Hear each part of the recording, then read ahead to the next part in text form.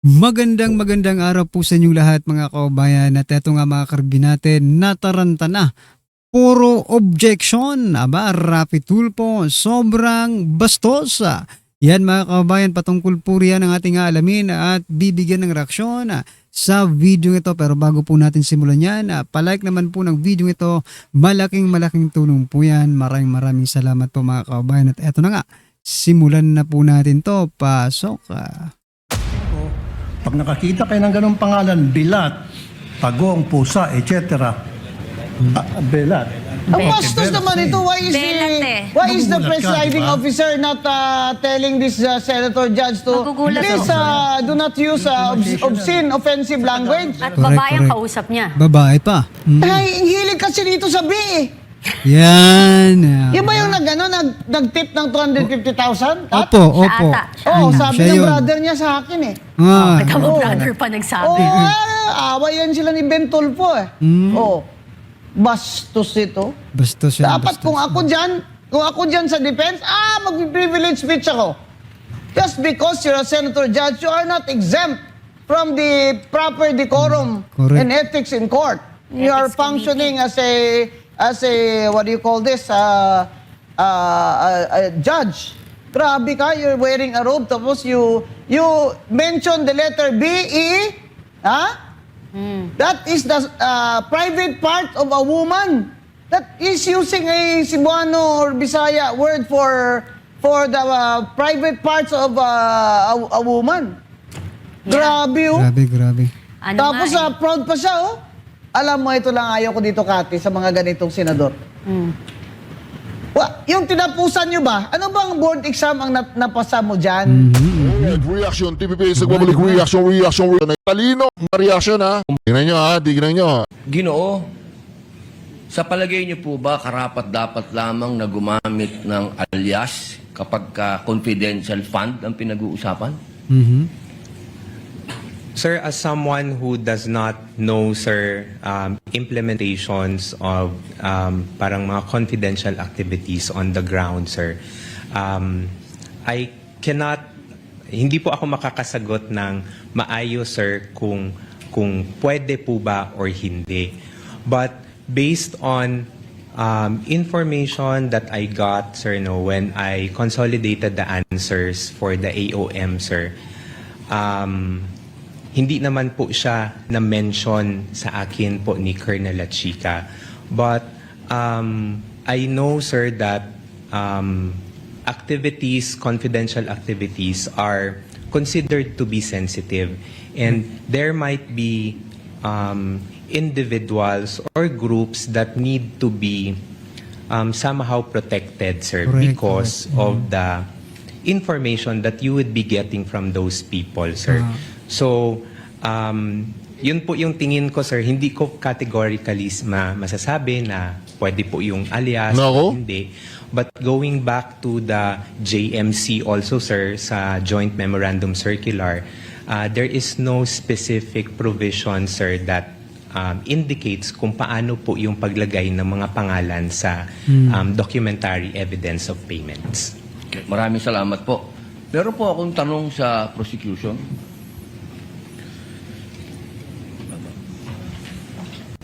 Magandang hapon po. Napakaganda po ng inyong ngiti. Good Opo. afternoon din po, sir. Umingiti. Opo. Batid po ba ninyo ngayon, mga petsa na to, kung ano ang pinagdiriwang natin sa Pilipinas? Magmula po 19 hanggang 30. Buwan ng wika daw po, sir.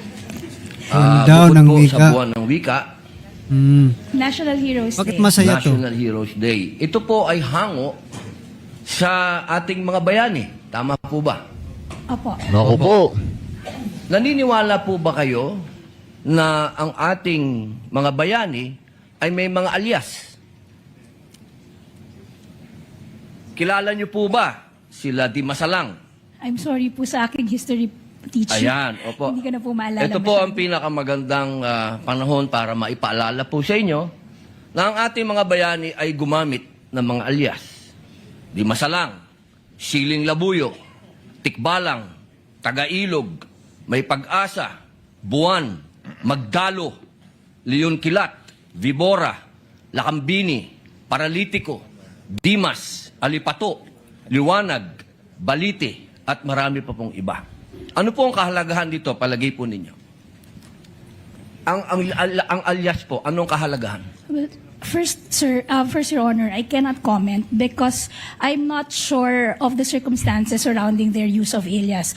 Under the anti-alias law, sir, inaalaw naman po yung paggamit ng alias provided kailangan po nakabanggit din, nakadisclose kung ano yung real name. So it's not completely prohibited provided they also provide the real Opo, the real name. So, pakisagot lang muna po yung tanong ko bago po yung explanation po ninyo. Pakisagot lang po kung narinig nyo na po yung mga alias na yan. Ngayon lang po nyo narinig. some of it po, Your Ayun. Honor, to be candid, some of it I've already heard. Magmula po 1892 hanggang 1896, ginagamit po nila ang mga alias na yan. Nagkaroon lang po ng isang traidor, ang pangalan ay Teodoro Patino, na nagbulgar sa Katipunan. Alam po ba niyo yun? Yes, Pelikula niya Your yan, eh. Honor. But the circumstances then were different because we were Bakit po iba? under... Bakit po iba? Bakit po na iba? May gera po nun, sir, and we were under Wala po ba tayong occupation. gera sa NPA? Ang NPA po, merong mga alias. Meron pong kakobra, kaagila, kalawin, katigre, kakapre, kasirena, kaadobo, kasinigang, kapansit, katinola, kasile, kakamote, kabawang, Ano pa? kamaksi, kalabuyo. Strictly speaking, Lahat po yan sir, ginagamit iba po na yung alias. internal Nagbubububuan po ang abugaga. Alam nyo, dali. mukha naman siya disente, ano? Mukha dilya. Bakit po na iba? Pareho po itong clear and present danger sa atin. Oo nga. So ang gusto ko lamang pong ipaalam sa ating prosecution na napakahalaga po ng alias sa panahon ng Digmaan. kayo po. Sagutin po nyo. Sa panahon ng gera, sir, Your Honor. ang confidential po. Ang pagkilos confidential ay napakahalaga at hindi po ginagamit ang pangalan at hindi po pumipirma. At alam niyo po ba, noong September 12, 1896, ano nangyari? Merong nagkaroon tayo ng 13 martires. Yung mga nagtraidor ay itinuro ang mga totoong pangalan, Cavite totoong rin yan. lugar, kung nasaan yung mga sumusuporta sa Katipunan. If I may, Your One Honor. last na lang po. Kindly wind One up, last, Senator one Joel last na lang Padilla. po. If I may, Your Honor, just address your question earlier. With all due respect, Your Honor, the prosecution respectfully submits that whether the use of alias is allowed or not and whether it's necessary or not, to us, that is a non-issue because that was never raised Hindi po by pwedeng maging non-issue sapagkat ito po ang ipinalalabas ng prosecution. If I may, Your Na Honor, may mga pangalan, na mga katawa-tawang pangalan. Mas nakakatawa po itong mga pangalan ng mga nangyari nung araw. with all due At isa respect, pa Your po, Honor. isa na lang if po. Kasi isa na lang po. Kindly wind up, Ito Senator na lang po. Padilla. Kilala niyo po ba kung sino si Marcial Bonifacio? To be candid, Your Honor, Oh. I'm not Sino po? familiar. Si Benigno I'm sorry, Aquino Your Honor. Jr. Junior. Si Ninoy. Siya mismo may alias. Maraming salamat po.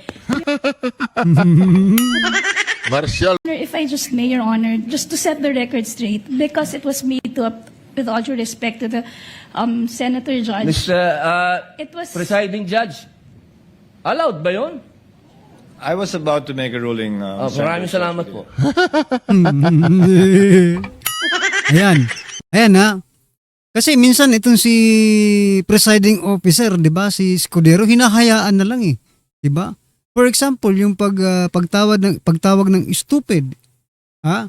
At panglalait pa ni Rafi Tulfo dito sa witness, 'di ba? Dapat ano siya, binabalaan niya yung mga senator judges din.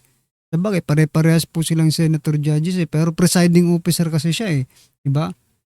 So sabi ng ating mga eksperto, it is not allowed to say something like that, like stupid doon sa witness, lalo na kung ikaw po ay isang judge, no?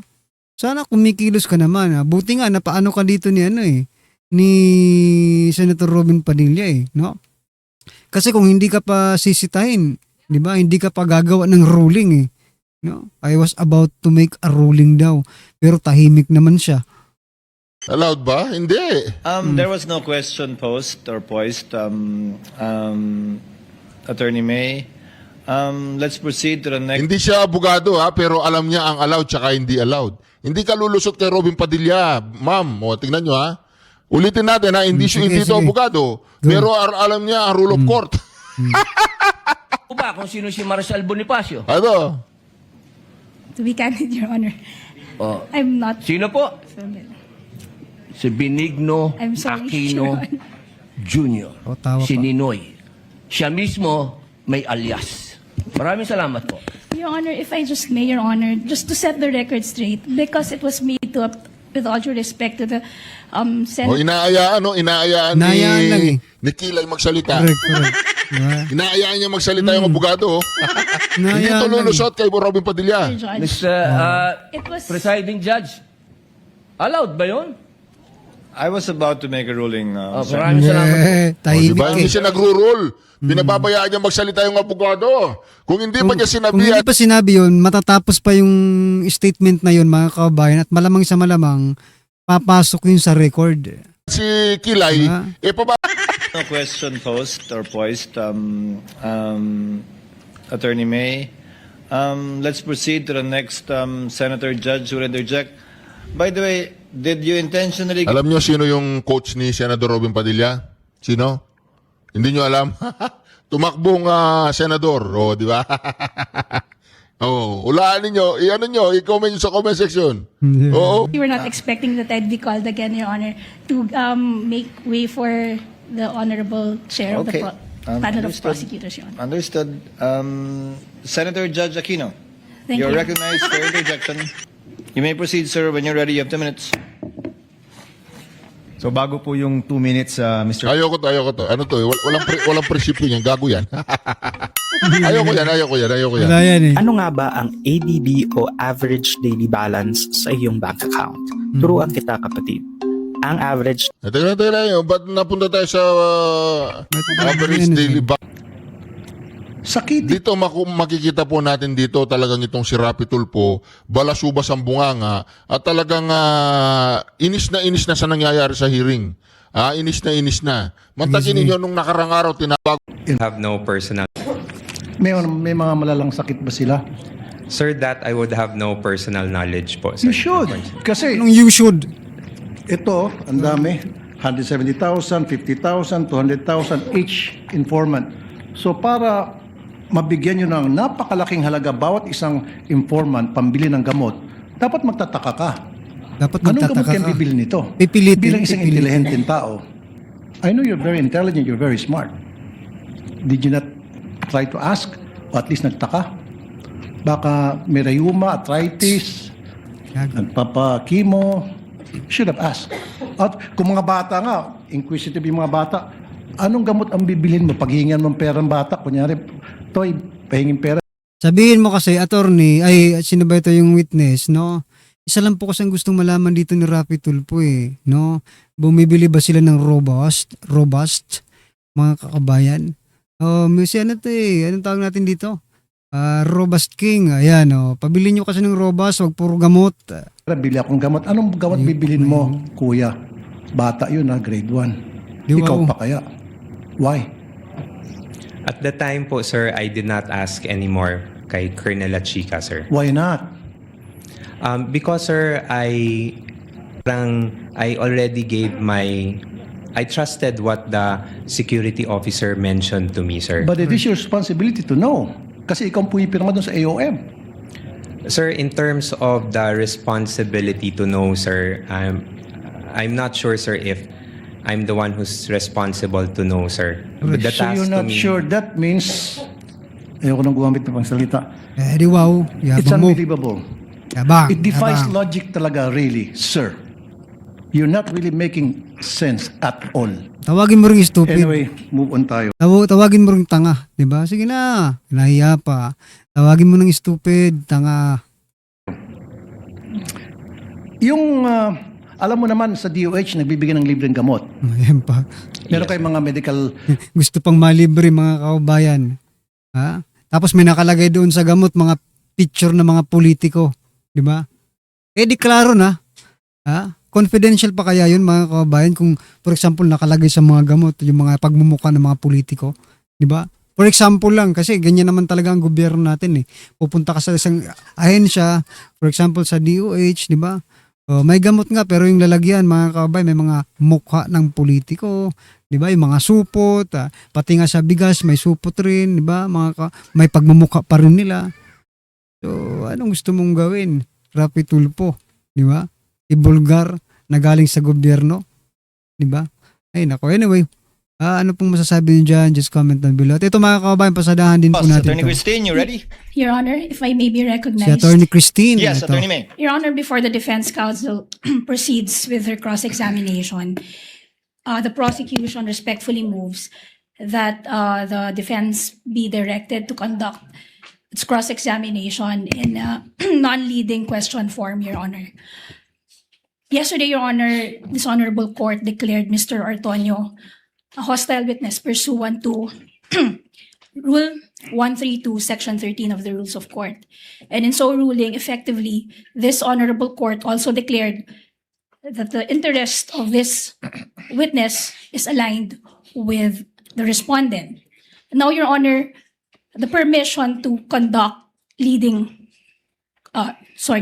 permission to propound leading questions on cross-examination under Rule 132, Section 10A of the Rules of Court rests solely on the presumption that the Objection interest agad, of hindi the pa witness nagsalita. to be No, ha? cross-examined is Matindi hostile to eh.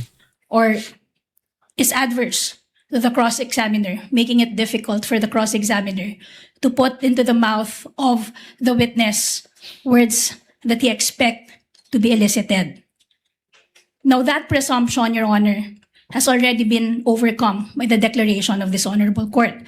So what we expect, Your Honor, is merely cross-examination in form Pag kayo okay lang, pag sila hindi, naka po. but not in substance. Because in substance, Your Honor, the cross-examination would effectively be like the respondent herself cross-examining, the respondent cross-examining or direct examining, conducting a direct examination of her very own Assistant Chief of Staff.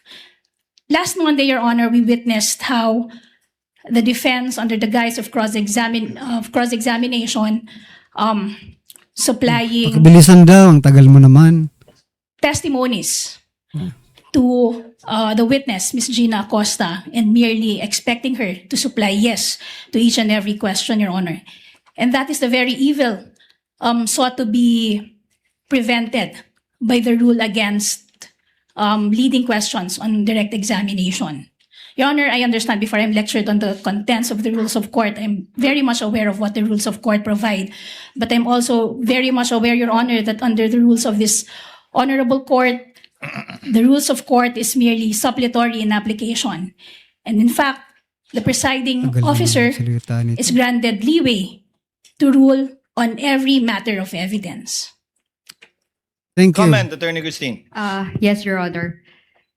Rule 132 of the Rules of Court does Ayan, not yan, yan, convert yan. a hostile witness into as our own witness, Your Honor. So, therefore, we are not obliged to ask Paborito ko to eh. direct examination questions, Your Honor. Thank you. If I may, Your Honor. Short reply, and in so replying, Attorney May, kindly cite a legal basis outside of the rules of court, since you said it's not in the rules of court. Your Honor, I'm citing the very own rules of this honorable court, saying that the rules of court is merely suppletory in application, and at the end of the day, it will be the presiding officer who will be Kaya, deciding on matters of Ayun. evidence. And early in the proceedings, so alams na. No, alams na. Your Honor, if I remember correctly, two senator judges encouraged this honorable court to look beyond the wordings of the law and consider the intent for its application. That it, Attorney May? Yes, Your Got Honor. it? Chair will make a ruling. Rules of court, although it has merely supplementary application to these rules, nevertheless do apply, and the rules of court state specifically that leading questions may be asked on cross-examination Hindi ko gusto yung without pagkakaganon any ni ano. exception nor any limitation. Sorry mga hindi ko gusto yung pagkakaganon ni ano sa ilong. Ganun daw. Kaya nako po. And as held in the Bolos case, there is no need to interpret the rules in case where there is no doubt, and the rule is quite specifically clear. Number two, we already have a precedent, at least with respect to the previous witness declared as a hostile witness in the person of Gina Acosta, where the court allowed counsel for the respondent to ask leading questions. You shall be accorded the same privilege, Attorney May, on the part of the prosecution, should the respondent rather present a hostile witness during the presentation of their evidence in chief. The court shall apply the rule equally. So ordered. Thank you, Your Honor. You may proceed, Attorney Attorney Christine. Yes, Your Honor. When you're ready. Yes, Your Honor. Before I start with my cross-examination, just to put the record straight, Your Honor, Banatan mo. when I said they are allowed, I was referring to leading questions, Your Honor, because the journal dated August 12, 2019 would show that I was indeed asking a leading question before Attorney Kapunan objected, Your Honor. So, if we take a look at it, with all due respect, the objection was even improper at that time, Your Honor. So, but I want that issue to be closed. That was similarly pointed out by the presiding officer, counsel. Thank you, Your Honor. Sorry, Your Honor, before I proceed, Yan na. Objection na, ano ba? may my colleague be recognized, Your Honor, Attorney Of Kapunan. course, Sige, sige. Attorney Lorna. Your Honor, please, first of all, I'd like to commend the presiding justice. Very clear. The ruling on sub judice is very clear, and we will take it with strict compliance, Your Honor. Thank you, counsel. I'd like to manifest, though, that, again, the statement of counsel is misleading because it was very clear. It was very clear, and the transcripts will show that the immediate phrase which led to my remark was not about leading, it was about misleading, Your Honor. If I heard it, if the whole legal profession heard it, if this courtroom heard it, if the outside audience heard it, then it must be, it is what it is. She had said misleading is allowed, and I responded to that, and I'd like that to be on record, Your Honor. Let us not mislead again this honorable court. Thank you. Your Honor, Without the chair already made a ruling earlier regarding this matter brought about by the lead counsel. In lieu of that, the chair will simply furnish the parties with a copy of the TSN, wherein, I will quote again for the record, for the last time, and then we proceed with cross. It's already 11.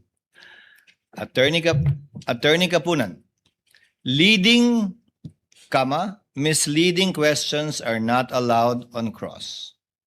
Attorney Ferrer, they are allowed. This is what the transcript says, and it has no reference to Attorney Ferrer stating specifically that misleading questions are allowed. And perhaps the confusion arose with respect to the TSN, again, not being able to capture the perhaps overlapping statements made by both counsels, and we should leave it at that already, counsels, and move on. thank you, Your Honor. So, when you're ready, no more manifestations, Attorney Christine? None, Your Honor. We will Proceed to cross. Yes, proceed to cross. Attorney May, you shall be the counsel for the prosecution. Yes, Your Honor. Okay, you may proceed, ma'am, when you're ready. Good morning, Mr. Ortonio. Objection. Morning, Mama. Akala ko objection agad eh. Earlier, you said or you confirmed that no PFP or the no PFP was attached to the August. Teka lang. Ano kaya yung pinag-uusapan ng mga buhaya dito sa likod, oh? Ayan, oh. Nakita nyo ba? May mga buhaya pala sa likod, eh. Ha? Akala ko nasa baha ang mga ito, mga kababayan. Ayan, oh. Nagbubulungan pa sa likod yung mga buhaya. Pasensya na sa interruption, Attorney Christine, ha? Ulit, pasok. 2022 letter request of the OVP mga to buhaya. the DBM. Do you remember that? Yes, ma'am. That's correct, ma'am. Okay. And the reason for this was because at that time, it is not being required by the joint circular to attach the PFP to that letter. Based on my understanding, ma'am, attaching the PFP is not required to the letter request, ma'am. Thank you. Nonetheless, when the DBM asked for documents in response to that request, you complied and submitted documents, correct? Yes, that's correct, ma'am. And you submitted those documents through your letter dated September 9, 2022. Yes, through our transmittal letter to the DBM. Thank you. And the DBM, in fact, accepted your subsequent transmittal. Yes, that's correct, ma'am. And the DBM did not say that those documents which you transmitted on September 9, 2022 were not compliant with the joint circular or with the law. We did not receive any comment, ma'am, regarding the submitted PFP. And the DBM, in fact, did not reject your submission. No, ma'am, we did not receive any comment from the DBM. And you will confirm also that the DBM even recommended the approval of your request to the Office of the President after your submission of those documents, correct? Yes, ma'am, that's correct, ma'am. And your request for additional budget was actually approved by the Office of the President. Office of the President. That's correct, ma'am. Mhm. And in the process of approving your request for additional budget, no issue whatsoever was raised by either the DBM or the Office of the President regarding the documents that you submitted. We did not receive any comment regarding the submissions that we've made. Thank you. Napaisip, pasensya na mga kabayan, napaisip lang kasi ako eh. Siguro ko dapat rin ipatawag dito yung Office of the President, no? Kasi bakit late na po nila ibinigay yung confidential fund? Diba? Bakit late na po nilang ibinigay yung pondo? Kaya mapipilitan na lang tuloy din yung opisina ng Office of the Vice President na gamitin. Iyon ng parang isang ano lang buhos, di ba? Kasi late na eh, may babalik na rin sa National Treasury mga kababayan. Talagang hindi mawala sa isip ko mula noon pa man mga kababayan simula nang pumutok ang isyong ito, inisip ko na talaga na baka na set up lang or baka sinet up lang si Vice President Sara Duterte sa pondong yan mga kababayan. Diba? You were also asked yesterday regarding the good governance program that was mentioned in the PFP for the fourth quarter of 2022. Do you recall that? Yes, ma'am. And as someone who supervises the Administrative and Financial Management Office of the OVP, you confirmed that the confidential funds for the fourth quarter of 2022 was requested to ensure the safe implementation of the OVP's good governance program. That's correct, ma'am. And the confidential funds were not used to fund the good governance program in itself, but the implementation thereof. Yes, that's correct, ma'am. Now we go to the 2023 PFP, which I assume you also recall. The 2023 PFP indicated that we were not used to fund the socio-economic program itself, but the safe implementation thereof. Yes, Your Honor, I will that's have to- correct. For the Your Honor, prosecution, we would like to- before the witness answers, the answer of the witness is stricken off. Yes. Yes, Your Honor. The question, this witness, Your Honor, based on his answers yesterday, is incompetent to testify on that. Why do I say that, Your Honor?